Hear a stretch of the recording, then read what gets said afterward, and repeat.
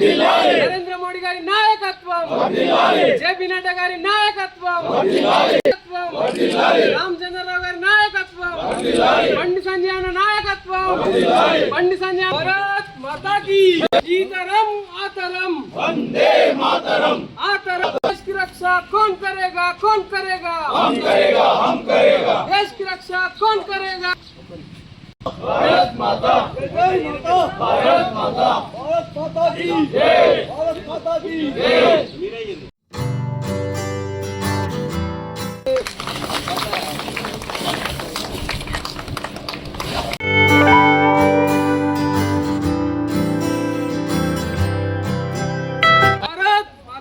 जय जय श्री राम जय श्री राम जय श्री राम जय श्री राम भारत जय वंदे मातरम वंदे मातरम जय श्री राम राम लक्ष्मण जानकी जय बोलो हनुमान की राम लक्ष्मण जय बोलो हनुमान की आवाज दो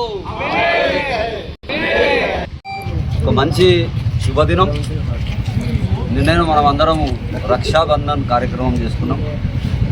దాంట్లో మా నినాదం ఏముంటుందంటే, నీవు నాకు రక్ష, నేను నీకు రక్ష, మనం అందరం కలిసి దేశానికి రక్ష. ఇది మన దగ్గర ఉన్నటువంటి ఒక సాంస్కృతిక వారసత్వం.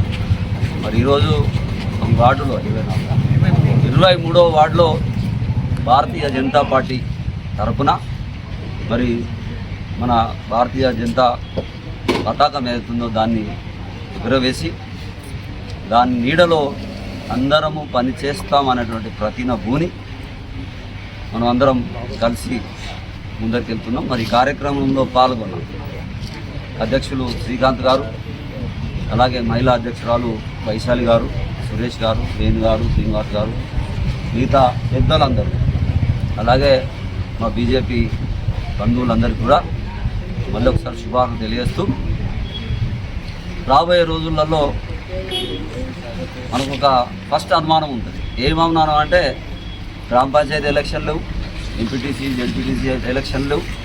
మరి మున్సిపల్ పరిధిలో చూసుకుంటే అవి ఎప్పుడైతే ఎవరో తెలియదు.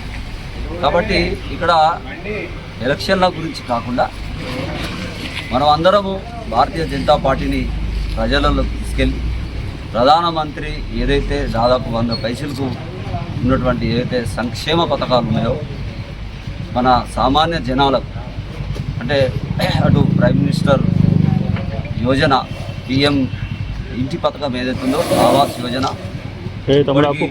పేర్లు మార్చుకొని వాళ్ళు నడిపిస్తున్నప్పటికీ ఏదేమైనా ప్రజలకు న్యాయం జరిగే విధంగా ప్రభుత్వాలు ఆలోచిస్తూ ఉన్నాయి.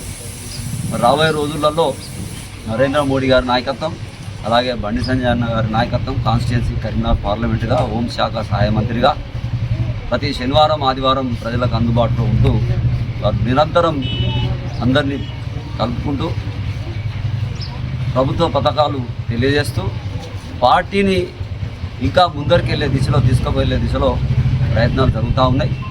అందులో భాగంగానే మొత్తం ఈ పార్లమెంటు పరిధిలో ఉన్నటువంటి పేద విద్యార్థులకు దాదాపు 20,000 సైకిళ్ళు పంచడం జరిగింది. అంతేకాకుండా వాళ్ళు ఇంకొక వాగ్దానం కూడా చేసినారు. ఫస్ట్ క్లాస్ నుంచి 5th, 6th, 7th ఎవరైతే ఉన్నారో వాళ్ళకు కూడా ఒక టిఫిన్ కిట్టు, దాంట్లో ఏవైతే టిఫిన్ బాక్స్ కానీ మిగతా గ్లాస్ వాటర్ బాటిల్ కానీ మిగతా అన్నీ కలిపి అది కూడా ఒక ఆలోచన చేసి అది కూడా పంచడానికి వాళ్ళు ఆలోచన చేస్తూ ఉన్నారు. ప్రతి సంవత్సరం 9 నుంచి ఇప్పుడు 9వ తరగతి ఉన్న వాళ్ళు 10వ తరగతి మళ్ళీ వచ్చే సంవత్సరం వెళ్తారు. కాబట్టి వాళ్ళకు కూడా మళ్ళీ సైకిళ్ళ పంపిణీ ఉండదని తెలియజేయడం జరిగింది.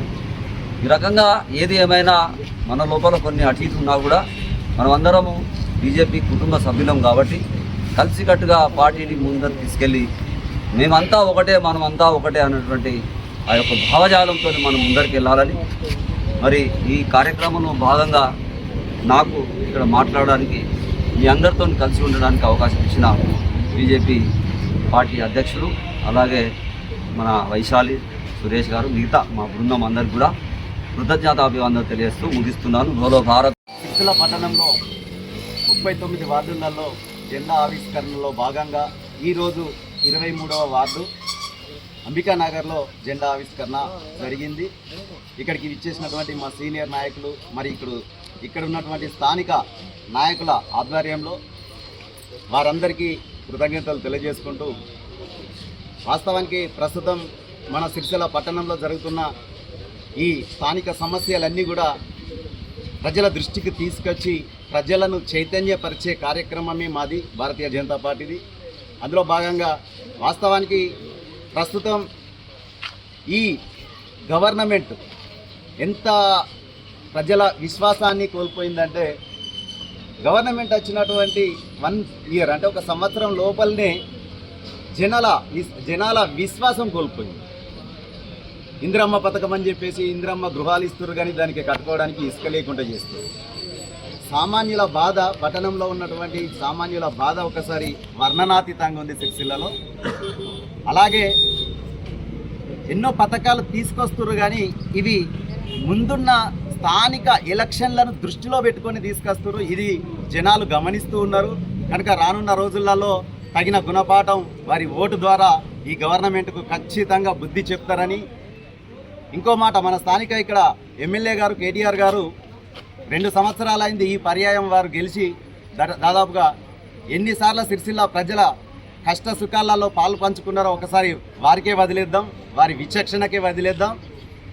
జనాలకు అందుబాటులో లేకుండా మళ్ళీ ఎలక్షన్లు దగ్గరికి వస్తే ఎలక్షన్ల కోసం మాత్రం వస్తాడు.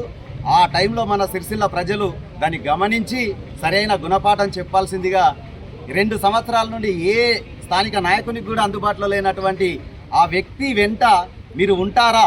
ఒక్కసారి మీ మనస్సాక్షిని చంపుకొని, ఆ కేటీ రామారావు అందరి వాడు మాత్రం కాదు, కొందరి వాడే. ఆ కొంతమందిని వదిలేసి మిగతా వాళ్ళు మీరు మీ మనస్సాక్షిని చంపుకొని అక్కడ ఉండడం కన్నా రాష్ట్రంలో పరిణామాలన్నీ మారుతున్నాయి. మహబూబ్ నగర్లో మొన్నే చూశారు, గువ్వల బాలరాజు గారు రిజైన్ చేసి బీఆర్ఎస్ పార్టీకి మా బీజేపీ తీర్థం పుచ్చుకోవడానికి సిద్ధంగా ఉన్నారు. కనుక స్థానికంగా కూడా ఈ కండువా కింద పనిచేస్తే కనీసం గౌరవం ఉంటుంది, మనసుకు కాస్త ప్రశాంతత ఉంటుంది.